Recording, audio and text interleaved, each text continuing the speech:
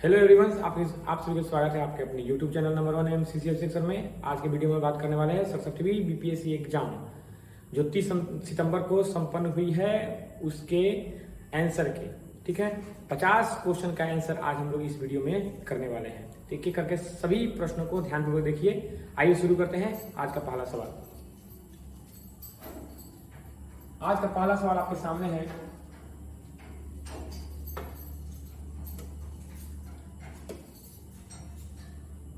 Washing machine का कार्यकारी सिद्धांत क्या है?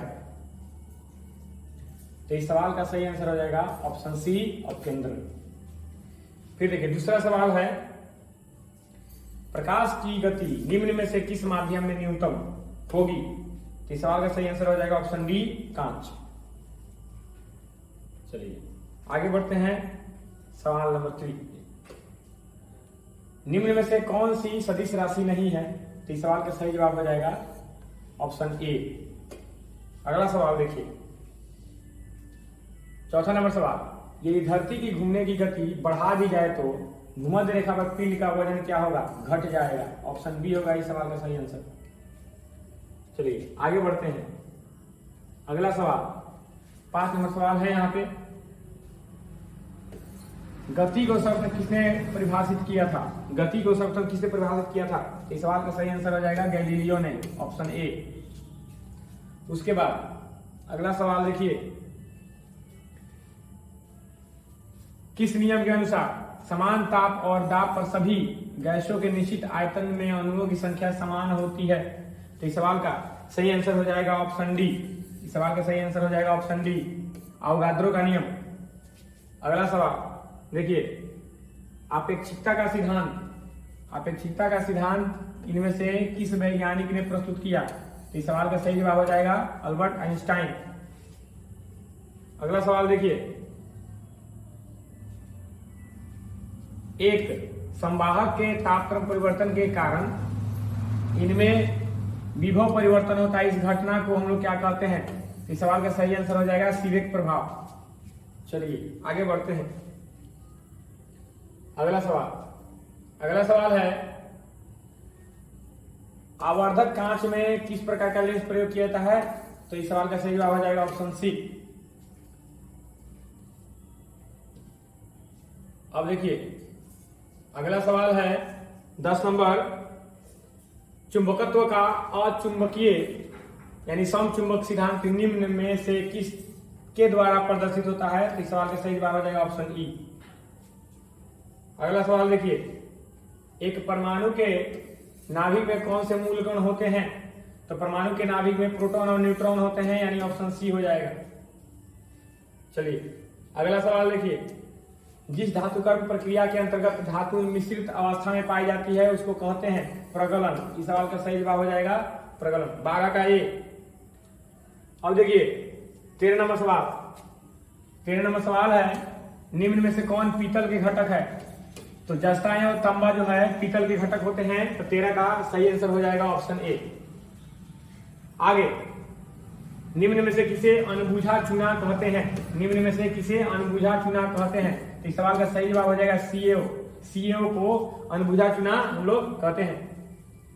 आगे देखिए अगला सवाल है, जंग लगे लोहे के वजन में निम्न में से कौन सा परिवर्तन होता है? जब लोहे में जंग लग जाता है तो कौन सा परिवर्तन होता है? तो यह पहले बढ़ता है और फिर घटता है। इस सवाल का सही जवाब हो जाएगा ऑप्शन सी। अगला सवाल 16 नंबर सवाल, निम्न में से किसे श्वेत धातु भी कहते हैं? तो श्वेत धातु किसे कहा जाता है जी? प्लेटिनम को श्वेत धातु कहा जाता है। तो 16 का हो जाएगा सी। अगला देखिए, अगला सवाल है, उत्कृष्ट धातुओं के संदर्भ में निम्न वाक्यों पर विचार कीजिए। पहला वाक्य है, उत्कृष्ट धातुएं प्रकृति में शुद्ध रूप में प्राप्त होती है और यूरेनियम और सीसा उत्कृष्ट उदाहरण है। यह नहीं होगा तो बचेगा एक सही होगा, तो केवल एक। इस सवाल का सही जवाब हो जाएगा ए। अब देखिए 18 नंबर सवाल, निम्न कथनों पर विचार कीजिए। शुद्ध जल में नमक को घोलने से नमक का क्वथनांक बढ़ जाता है एवं जल का हिमांक घट जाता है। 2 नंबर में, जल में जब मिथाइल अल्कोहल डालते हैं तो जल का क्वथनांक घट जाता है। इस सवाल का ये दोनों सही है, इसलिए ऑप्शन डी हो जाएगा इस सवाल का सही आंसर। आगे बढ़ते हैं। अगला सवाल देखिए 19 नंबर सवाल है बायोगैस का निम्न में से कौन सा अवयव प्रमुख है। तो इस सवाल का सही जवाब हो जाएगा मीथेन, ऑप्शन ए। 19 का ऑप्शन ए हो जाएगा। आगे बढ़ते हैं, अगला सवाल देखिए 20 नंबर सवाल है निम्न में से किस रसायन के कारण पटाखा फूटने से चमकदार लाल रंग दिखाई देता है। इस सवाल का सही आंसर हो जाएगा स्ट्रांसियम इस सवाल का सही आंसर हो जाएगा। चलिए आगे बढ़ते हैं, अगला सवाल लवणता युक्त वातावरण प्रेमी पौधे को हम लोग क्या कहते हैं। लवणता युक्त वातावरण प्रेमी पौधों को हम लोग क्या कहते हैं, तो लवण मृदोभिद कहते हैं। ऑप्शन डी हो जाएगा इस सवाल का, 21 का ऑप्शन डी। अब देखिए 22 में, देखिए 22 में कवक पौधों में नहीं पाया जाता है। कवक में क्या नहीं पाया जाता है, तो ऑप्शन सी हो जाएगा पर्णहरित नहीं पाया जाता है। क्लियर। चलिए अगला सवाल है 23 नंबर सवाल। देखिए परागण की परिभाषा है, तो परागण की परिभाषा है परागकण का पराग के सर्ग से क्लोम छिद्र तक स्थानांतरित होने की प्रक्रिया, यानी 23 नंबर सवाल का ऑप्शन हो जाएगा ए। आगे बढ़ते हैं 24 नंबर सवाल, पौधे अपना पोषक तत्व मुख्यतः किससे प्राप्त करते हैं। तो ऑप्शन में देख लीजिए, ऑप्शन हो जाएगा डी, पौधे अपना पोषक तत्व मृदा से प्राप्त करते हैं। अगला सवाल देखिए, अगला सवाल है 25 नंबर सवाल। 25 नंबर सवाल देख लीजिए,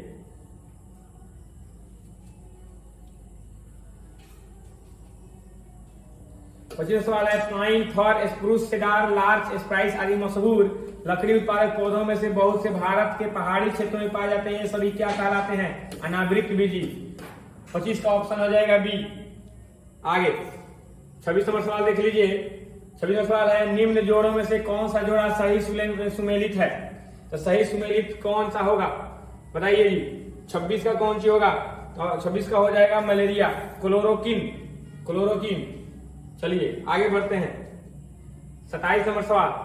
देखिए 27 नंबर सवाल है लाल रक्त कणिका युक्त जंतु है, मतलब किस जंतु में लाल रक्त कणिका नहीं पाई जाती है, तो वह है केचुआ। केचुआ में लाल रक्त कणिका नहीं पाई जाती है। आगे बढ़ते हैं अगला सवाल, कार्बोहाइड्रेट के अपघटन के फलस्वरूप के उपरांत अंतिम रूप से क्या बनता है। तो इस सवाल का सही आंसर हो जाएगा ग्लूकोज। कार्बोहाइड्रेट का जब ऑक्सीकरण होता है, अपघटन होता है, तो उसके फलस्वरूप ग्लूकोज का निर्माण होता है। अब आगे देखिए 29 नंबर, अधिकतर एंजाइम कहाँ होते हैं। अधिकतर एंजाइम होते हैं प्रोटीन में, अधिकतर एंजाइम प्रोटीन में होते हैं। तो 29 का हो जाएगा ए, 29 का हो जाएगा ए। चलिए आगे बढ़ते हैं 30 नंबर, किस वैज्ञानिक चिकित्सा ने पहली बार टीकाकरण की शुरुआत की थी। तो एडवर्ड जेनर ने टीकाकरण की शुरुआत की थी। तो इस सवाल का सही जवाब हो जाएगा ऑप्शन डी, एडवर्ड जेनर। ठीक है आगे बढ़ते हैं 31 नंबर सवाल। देखिए यहाँ पे 31 नंबर सवाल, जुलाई 2022 में किस देश के पूर्व प्रधानमंत्री शिंजो आबे की चुनाव अभियान के दौरान गोली मारकर हत्या कर दी गई थी। तो इस सवाल का सही आंसर हो जाएगा जापान देश के पूर्व प्रधानमंत्री शिंजो आबे की चुनाव अभियान के दौरान गोली मारकर हत्या कर दी गई।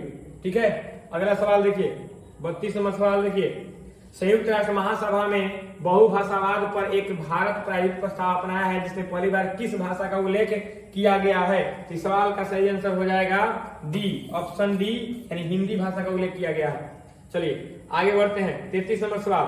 33 नंबर सवाल का ऑप्शन देखिए, यूक्रेन में रूस के सैन्य अभियानों पर चर्चा करने के लिए महासभा के आपातकालीन सत्र की अध्यक्षता किसने की थी। अब्दुल शाहिद ने की थी। इस सवाल का सही जवाब हो जाएगा ऑप्शन ए। आगे बढ़ते हैं 34 नंबर सवाल। देखिए 34 नंबर सवाल यहाँ पे है कि भारत ने फरवरी 2022 में युद्ध प्रभावित यूक्रेन ने भारतीयों को लाने के लिए किस मिशन के तहत लोगों को निकाला, ऑपरेशन गंगा। इस सवाल का सही जवाब हो जाएगा ऑप्शन डी, ऑपरेशन गंगा। चलिए आगे बढ़ते हैं, हाल ही में चीन ने संकतेंग वन्य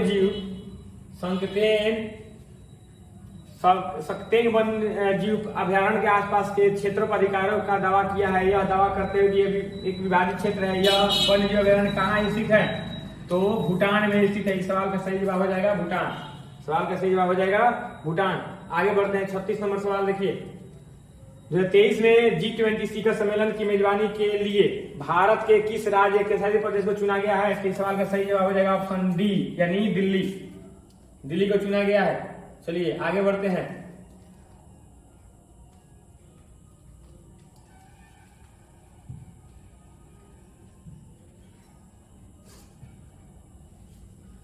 देखिए अगला सवाल, देखिए 37वां सवाल, संयुक्त राष्ट्र शांति अभियानों के संदर्भ में निम्नलिखित कथनों पर विचार कीजिए। निम्नलिखित कथनों पर विचार कीजिए। एक में है संयुक्त राष्ट्र संघ शांति रक्षक बल का प्रयोग केवल अपनी आत्मरक्षा के लिए कर सकते हैं। 2 में शांति स्थापना अभियान केवल संयुक्त राष्ट्र सुरक्षा परिषद के एक प्रस्ताव द्वारा वापस लाया जा सकता है। और तीसरा है संयुक्त राज्य अमेरिका संयुक्त राष्ट्र शांति अभियान में सबसे बड़ा बजट योगदान करता है। तो बताइए 37 का आंसर क्या हो जाएगा? तो इसमें 2 और 3 सही है, इसलिए इसका ऑप्शन हो जाएगा बी, 2 और 3। आगे बढ़ते हैं 38 नंबर, हाल ही में किस देश ने संयुक्त अरब अमीरात के साथ एक मुक्त व्यापार समझौते पर हस्ताक्षर किया है? तो ये सही, इस सवाल का सही जवाब हो जाएगा ऑप्शन ए, इजरायल। सवाल का सही ऑप्शन हो जाएगा इजरायल। 39 नंबर सवाल में देखिए, अगला सवाल है, आर्कटिक की जलवायु की निगरानी के लिए किस देश ने अपना पहला उपग्रह आर्कटिका M लॉन्च किया? आर्कटिका M लॉन्च किया, तो रूस। तो इस सवाल का सही जवाब हो जाएगा ऑप्शन सी। आगे बढ़ते हैं, अगला सवाल है 40 नंबर सवाल, देखिए T20 इंटरनेशनल में 3000 रन पार करने वाले प्रथम खिलाड़ी कौन है? तो विराट कोहली सवाल का सही जवाब हो जाएगा। विराट कोहली सवाल का सही जवाब हो जाएगा। फिर देखिए कोविड-19 टीकाकरण जून 2022 की पूर्णता को सुनिश्चित करने के लिए शुरू किए गए अभियान का नाम क्या है? तो हर घर दस्तक अभियान 2.0। हर घर दस्तक अभियान 2.0 इस सवाल का सही जवाब हो जाएगा। चलिए आगे बढ़ते हैं, 42 नंबर सवाल देखिए, 30 जून 2022 के बाद महाराष्ट्र के नए मुख्यमंत्री कौन है? एकनाथ शिंदे। इस सवाल का सही जवाब हो जाएगा ऑप्शन बी, एकनाथ शिंदे हो जाएगा। चलिए आगे बढ़ते हैं, 43 नंबर सवाल, भारत के 75वें स्वतंत्रता दिवस के अवसर पर किसने हर घर तिरंगा अभियान की शुरुआत की थी? तो केंद्र सरकार ने शुरुआत की थी, ऑप्शन डी सही आंसर हो जाएगा। आगे बढ़ते हैं, केंद्र की नई शिक्षा नीति को लागू करने के लिए की प्रक्रिया शुरू करने वाला देश का पहला राज्य कौन बना? उत्तराखंड। इस सवाल का सही जवाब हो जाएगा ऑप्शन ए। चलिए 45 नंबर सवाल, भारतीय राज्यों के राज्यपालों के निम्नलिखित जोड़ों पर विचार कीजिए। राजस्थान का कलराज मिश्र सही है, उत्तर प्रदेश का आनंदी बेन पटेल सही है, यह गलत है, यह गलत है। इसका मतलब 1, 2 सही है, तो ऑप्शन हो जाएगा ए। ठीक है, 45 का ऑप्शन हो जाएगा ए। आगे बढ़ते हैं, अगला सवाल देखिए, अगला सवाल यहाँ पे है 46 का, निम्न में से किस मंत्रालय संगठन ने यूथ इंडिया रिपोर्ट 2022 जारी की है? यूथ इंडिया रिपोर्ट 2022 जारी की है। इस सवाल का सही ऑप्शन हो जाएगा ऑप्शन सी, सांख्यिकी और कार्यक्रम कार्यान्वयन मंत्रालय।